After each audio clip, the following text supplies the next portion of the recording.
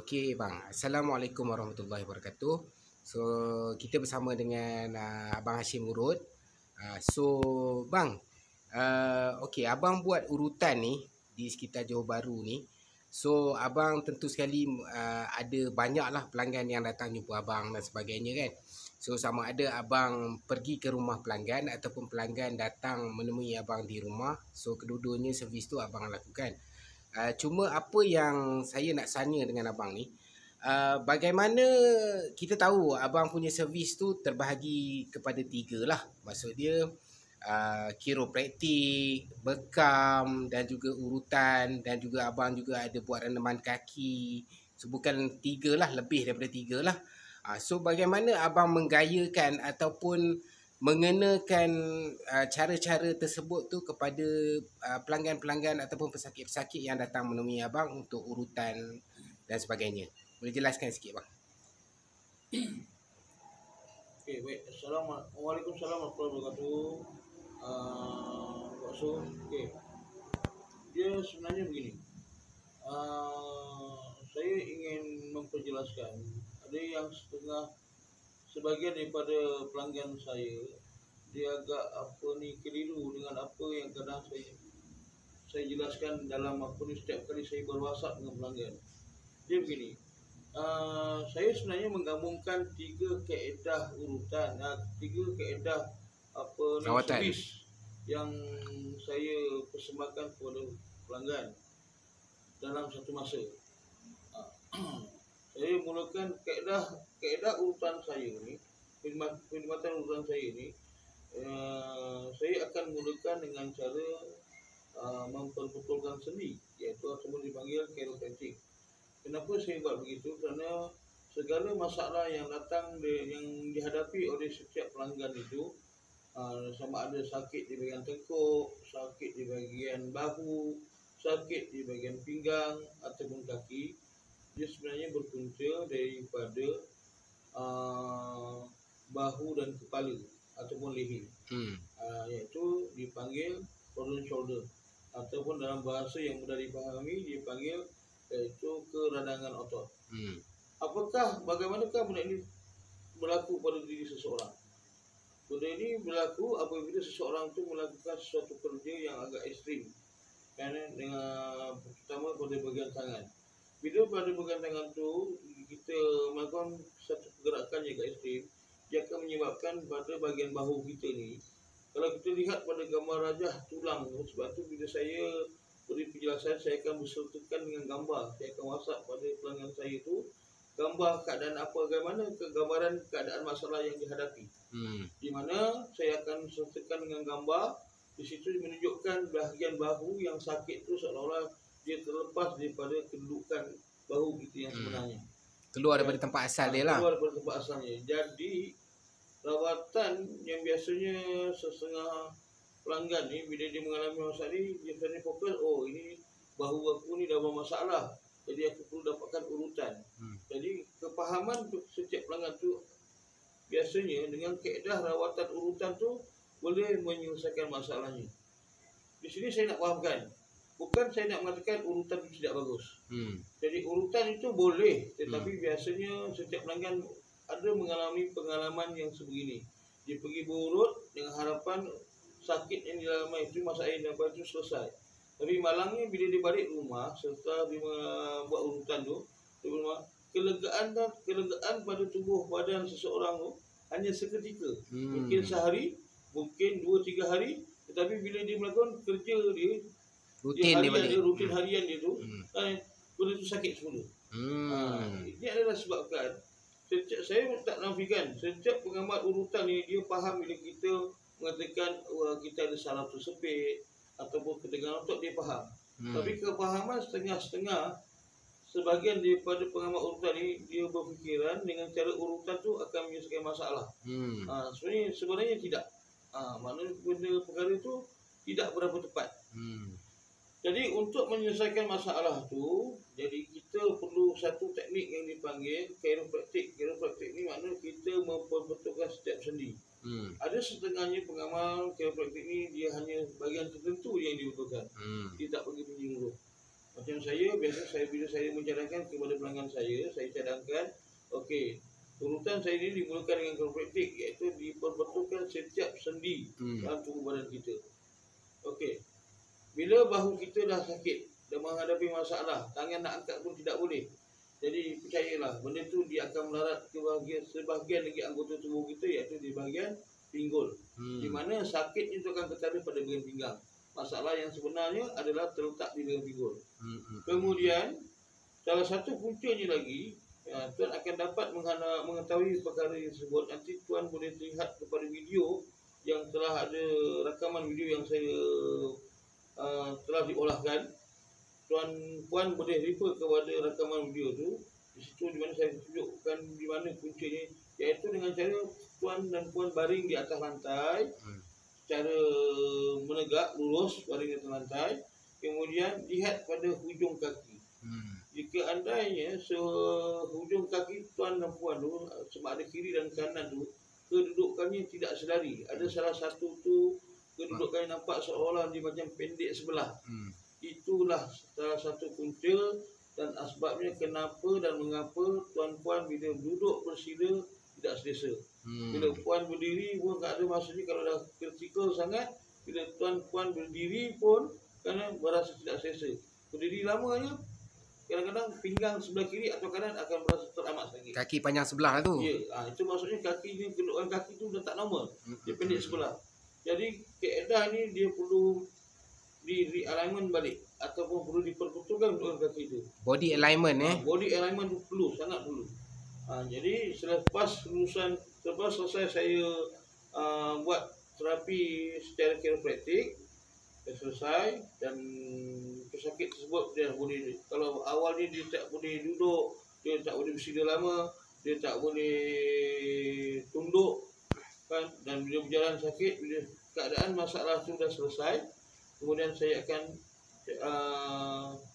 sambung pula kepada kaedah urutan saraf. Jadi urutan saraf ni lah untuk kita memperlukan di mana salah satu urat saraf dan otot kita yang mana sebelum ni secara seketegangan, kita cuba perlembutkan balik, kita betulkan kedudukan urat sarafnya, dan masa yang sama perairan darahnya tu berjalan seperti segala, makna lancar. Jadi itulah kan apa ni. Jadi bila dah selesai kita buat urutan saraf tu kan, seandainya ada bahagian-bahagian otot yang mana yang setelah kita urut tu dia masih tegang, dia tidak boleh lembut. Bila kita pegang, kita urut dan pelanggan tersebut masih berasa sakit di bahagian otot tersebut, keras, baru saya akan melakukan bekam angin. Setelah saya lakukan bekam angin, bahkan saya ambil masa dalam lebih kurang dalam masa bekam angin, tidak memerlukan masa yang agak lama, lebih kurang antara 10 hingga 5 minit begitu. Kemudian barulah saya urut semula. Sehinggalah pesakit tersebut atau pelanggan tersebut merasa keadaannya segar seperti sedia kala. Satu perkara yang perlu diingat, maksudnya segar seperti sedia kala itu maksudnya bila selesai rawatan tu, bila pelanggan tu dia balik ke rumah, bila malam tu dia nak tidur, dia dapat tidur dengan selesa.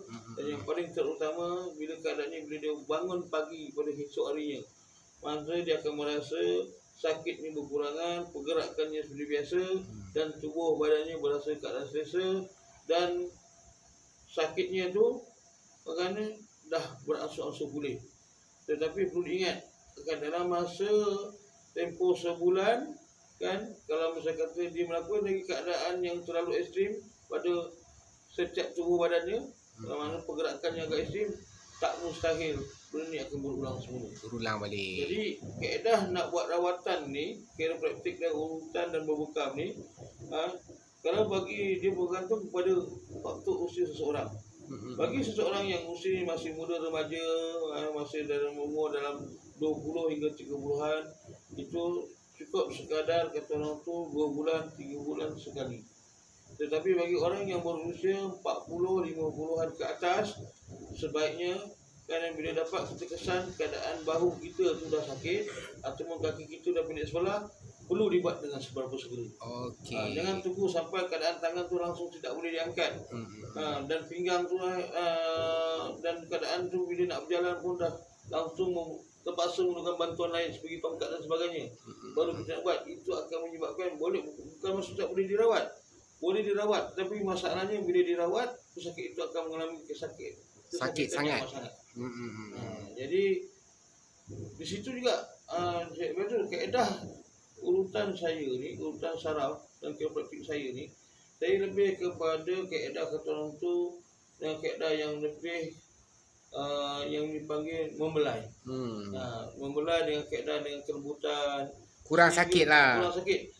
Maksud saya jangan sampai menyebabkan kaedah kita tu menyebabkan otot yang ada atau tisu otot yang ada pada otot tu tercedera. Jadi bila kita melakukan dengan cermat, jadi keadaan yang sakit tu walaupun memang tengah sakit, tapi insya-Allah pergerakan tulang tu akan tambah elok, otot tu sakit lama-lama dia akan berasuh-asuh pulih. Okey. Baik, lagi kaedah saya tadi saya sebut renaman kaki. Biasanya renaman kaki bersama dengan air garam beserta renaman kaki bersama dengan garam kasar berserta dengan irisan limau ni biasanya saya Air batu. Air batu. Saya ulang balik, renaman kaki bersama air dan air batu, garam kasar dan limau nipis. Biasanya saya berpesan kepada customer bila dia pulang di rumah. Dia boleh lakukan sendiri. Saya advise sebenarnya. Ini adalah tujuan dia untuk mengurangkan kesan kesakitan pada seluruh tubuh badan. Sebab atas kebaikan daripada rawatan daripada garam kasar tu, dia mempunyai satu terapi secara dalaman. Seandainya kita ada toksik pada tubuh badan kita berlebihan, dia boleh membantu. Seandainya dalam tubuh badan kita ada satu-satu simptom-simptom mistik pun dia membantu. Seandainya ada sendi-sendi kita yang kata berasa bisa dan dia membantu. Dan rawatan air garam ini, renaman air batu, renaman kaki bersama air batu, garam kasar dan juga limau nipis ni perlu untuk mendapatkan kesan yang lebih baik, kita boleh amalkan secara 3 hari sekali. Boleh buat sendiri di rumah bang Boleh buat sendiri di rumah. Tetapi okey, air batu ni dia bergantung juga kepada faktor usia. Bagi seseorang yang berwarga emas berumur 50-an ke atas ataupun 60-an ke atas, dia adalah tidak bersesuaian dengan menggunakan air batu. Dia kaedah yang cara yang seterusnya iaitu bagi warga emas iaitu dengan menggunakan air hangat, air panas. Air panas bersama garam kasar dan juga bersama limau nipis. Orang muda-muda pakai air batu, orang sebab air batu ni dia akan terlalu sejuk sangat, dia akan menangkap pada sendi. Senior citizen ni kita galakkan pakai air panas pakai air panas. Okey. Sebab dia sangat membantu. Okey bang. So terima kasih bang atas penjelasan tu, diharap memberikan manfaat. So kaedah rawatan yang Abang Hashim amalkan ni sangat sesuai lah. Maksud dia Abang Hashim pun cakap, maksud dia benda yang sakit tu dia nak bagi sembuh, bukan nak bagi sakit lagi. So terima kasih Abang Hashim.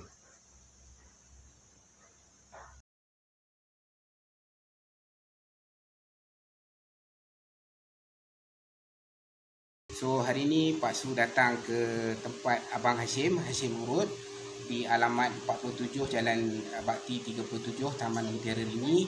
So kalau tuan-tuan dan puan tengok, maksud dia tempat dia dah lengkap lah. Kalau tuan-tuan dan puan datang mengurut di rumah dia, so dia ada kerusi tu.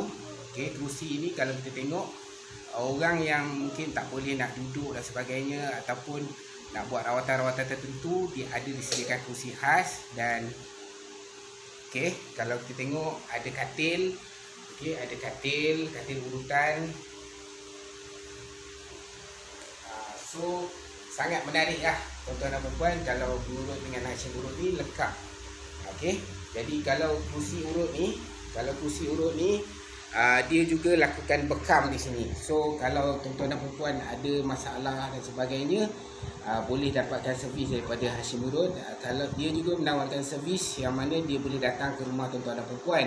Tetapi kalau tuan-tuan dan puan nak datang ke tempat beliau pun boleh, tak ada masalah.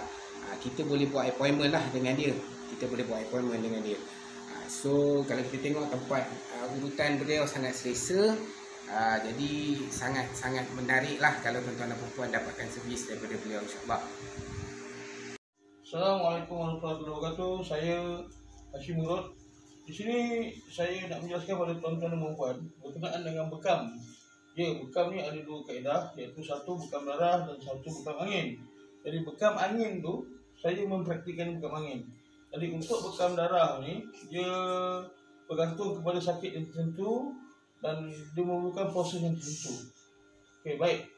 Di sini saya nak jelaskan tentang bekam angin. Bekam angin ni bergantung pada masalah otot seseorang. Dia begini, jika kita setelah buat urutan saraf pada badan seseorang kan, dan selesai urutan saraf tu, ada mana-mana otot yang tidak boleh lembut setelah diurut. Jadi kaedah itu dia memerlukan bekam angin.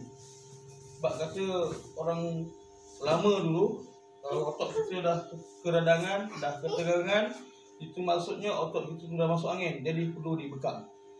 Setelah dibekam, contohnya ini salah satu contoh yang kita bekam ni. Bila selesai bekam, kita akan cabut bekam ni kan, kita buka, cabut satu persatu bekam ni.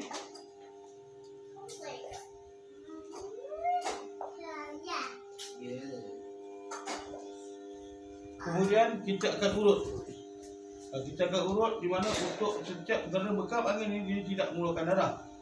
Jadi maksudnya bila kita sudah bekam ni, dia ada benjolan otot pada bekas bekam ini. Jadi maksudnya kita urut untuk memberikan kesihatan kepada pesakit yang kita rawat tersebut. Jadi maksudnya selepas kita urut, selepas kita bekam, tandanya pesakit itu dia balik ke rumah, dia dapat tidur yang selesa. Dia tak adalah rasa perit dan sakit disebabkan oleh bekam angin tersebut.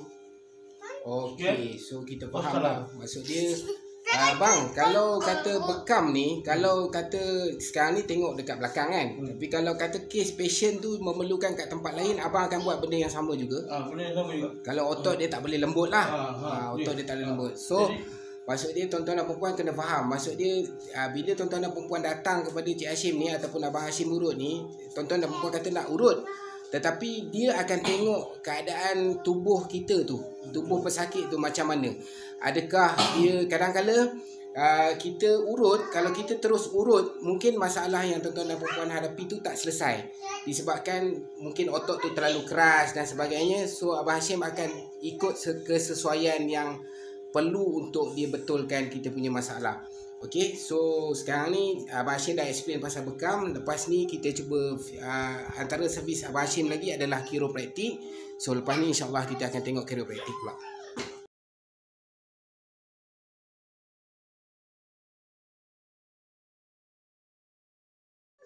Okay, Assalamualaikum warahmatullahi wabarakatuh. Saya sekali lagi Hashim Urut. Di sini pula saya akan menjelaskan apa itu chiropraktik. Okey, chiropraktik ni sangat diperlukan oleh seseorang yang sedang menghadapi masalah keradangan otot. Okey, keradangan otot ni ataupun dalam bahasa lain, maksudnya dia bermula daripada leher, bahu dan tangan.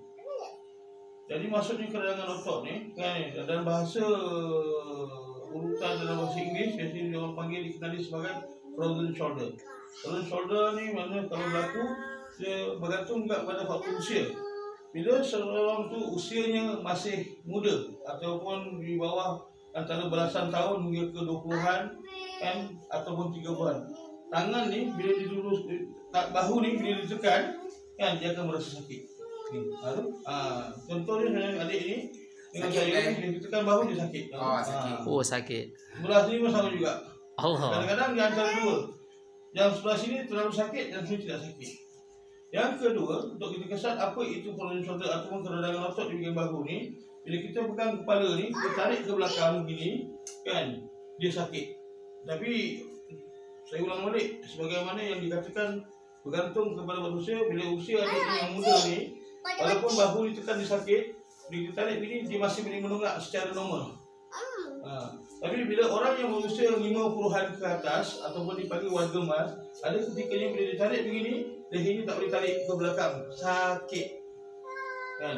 Kemudian bila duduk tegak begini, lehernya bila ditoleh begini, dagu ni dia tak boleh rapat ke bahu.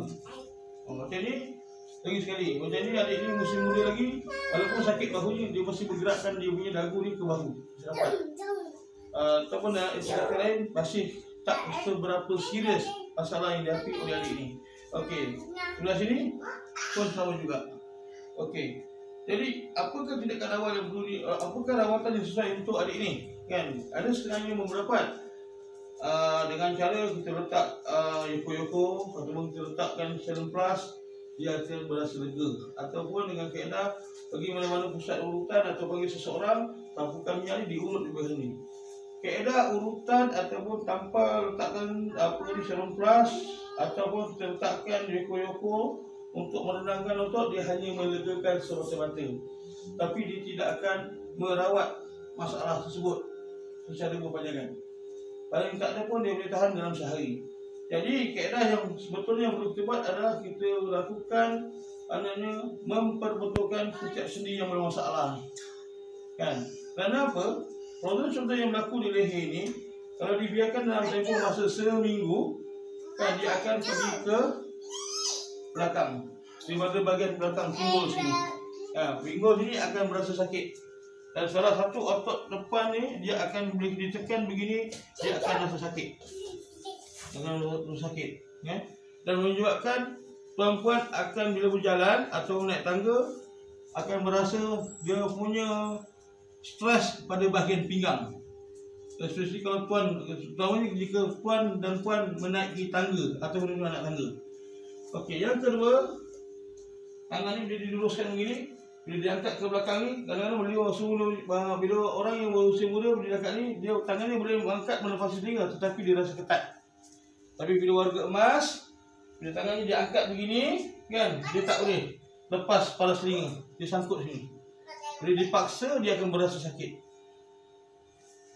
Okey, yang sebelah sini pula, bila tangan ni dibuat ke arah sebegini, kan, bila diangkat ke atas begini, macam adik ni dia masih boleh angkat lah, tapi jika ada kala ni dia akan merasa agak berat pergerakan tangan ni. Tapi kalau warga emas bila diangkat begini, dia sangkut, dia tak boleh melepasi, tegak lurus 90 darjah begini. Jadi itulah sebabkan kan apa ni kita perlukan rawatan yang dipanggil chiropraktik ataupun memperbetulkan sejak sendi tulang kita. Jadi itu penjelasan saya berkenaan dengan chiropraktik. Dan saya suka besar lagi satu, bila seseorang tu mengalami keadaan yang dipanggil mild stroke ataupun stroke ringan, rawatan yang amat diperlukan oleh pesakit tersebut adalah kaedah yang dipanggil chiropraktik, iaitu setiap sendi perlu diperbetulkan menyeluruh badan. Kerana jika tidak dibuat kaedah chiropraktik, masalah yang dihadapi oleh pesakit tersebut yang dipanggil blood block tu tidak akan selesai. Kerana setiap sendi itu sudah terhimpit. Jadi perlu direnggangkan dan diperlukan kedudukannya. Sekian. Okay, penjelasan saya kedua mengenai chiropraktik. Jadi awal saya terangkan sudah menerangkan salah satu asbab ataupun punca utama masalah shoulder ni adalah daripada bahu. Tapi untuk kita mengetahui masalah yang sedang dihadapi bagi seorang yang menghadapi sakit pinggang ataupun dia biasanya kalau keadaan sakit pinggang sudah agak terlalu lama, dia sinonim akan kadang dia orang akan masih seolah-olah merasakan diri sudah mengalami slip disc. Slip disc dia ada beberapa tahap slip disc yang mereka alami, iaitu daripada tahap yang pertama hingga tahap kedua, ketiga, dan yang paling serius memerlukan rawatan dengan cara pembedahan. Okey, bagi untuk kita mengesal ni tentang ketidakselesaan pada pinggang kita yang berasa sakit yang amat sangat, tindakan awal kita ialah kita baring sedari menegak begini. Panduan kita adalah pada hujung kaki. Apabila keadaan kaki kiri dan kaki kanan kita ni dia tidak selari ataupun tidak sama kedudukannya, dipendek sebelah ataupun kaki ni pendek sebelah, walaupun daripada bahagian tumit ni, ada bahagian tumit ni, walaupun perbezaannya sedikit, lebih kurang dalam seinci, itulah salah satu punca dan sebabnya mengapa seseorang tu mengalami sakit pinggang. Lagi satu kaedah untuk kita, macam kata kita tak ada kawan di rumah, tak ada siapa-siapa yang boleh bantu kita untuk mengesan masalah kita ni, kita boleh mengesan masalah kita ni secara sendiri, iaitu dengan baring sebegini, dengan cara kita pegang pada bahagian di pinggang kita di sini kita ada tulang. Ibu jari kita ni letak pada tulang sini. Dan lagi satu letak di sebelah sini. Ni tulang ni. Jadi contoh macam adik ni, kenapa tadi saya tekan dia punya bahu ni sakit? Sekarang masalahnya tulang pinggul ini kiri dan kanan ni sudah tidak sedari. Satu rendah, satu tinggi. Jadi bila kakinya ni kan dilipat begini dan dia akan badannya ni dia akan sakit, dia akan rasa sakit pada bahagian paha sini. Jadi inilah apakah rawatan yang sesuai untuk bila dah berlaku keadaan masalah ni, iaitu dengan cara kaedah yang dipanggil chiropraktik ataupun memperbetulkan sendi secara menyeluruh. Sebab apa? Okey, cuba ni nak pula. Ya. Okey, seterusnya. Sebagaimana yang saya ceritakan tadi, sakit tulang belakang ataupun sakit pinggang. Yang seterusnya biasanya bila orang yang dah merasakan pinggang ni terlalu sakit, dia akan merasakan seolah-olah dia mengalami simptom mengalami sedis. Dan punculnya pinggang biasanya sakitnya di sini. Tapi masalah ketara yang biasa untuk rawatan yang perlu diperbaiki adalah di bahagian pinggul ini. Yang saya tekan ni bahagian pinggul ni. Kerana kalau tekan ini, kalau berasa amat sakit, tengok macam adik ni bila saya tekan sini, kaki dia tak akan terangkat, maknanya dia sakit. Makna dia punya bahagian pinggul ni perlu diperbetulkan. Dan kaedah yang kedua ni daripada otot tulang belakang ni, tulang belakang kita sini ni ada tulang belakang ni perlu diperbetulkan dengan kaedah dengan cara kita menekan ni. Dan seterusnya selepas tu barulah kita bila dah kita buat menyeluruh begini barulah selesai masalah. Dan lepas tu barulah kita nak sambung dengan urutan. Baru kita sambung dengan urutan. So tuan-tuan dan puan kena faham, maksud dia apabila tuan-tuan dan puan datang dengan kepada Cik Hashim ni, so tuan-tuan dan puan bagi tahu masalah yang dihadapi, so Cik Hashim cuba susun mengikut keperluan dan kesesuaian yang ada pada masalah tuan-tuan dan puan, dan beliau akan cuba mulakan dengan bekam, lepas tu diikuti dengan chiropraktik, dan barulah ianya akan habis dengan urutan. Biasanya servis daripada Abang Hashim urut ni dia lama servis dia dalam 2 jam macam tu. So Abang Hashim pun tunjuk 2 jam. Memang lama servis daripada Abang Hashim ni. So okey, nanti kita sambung lagi.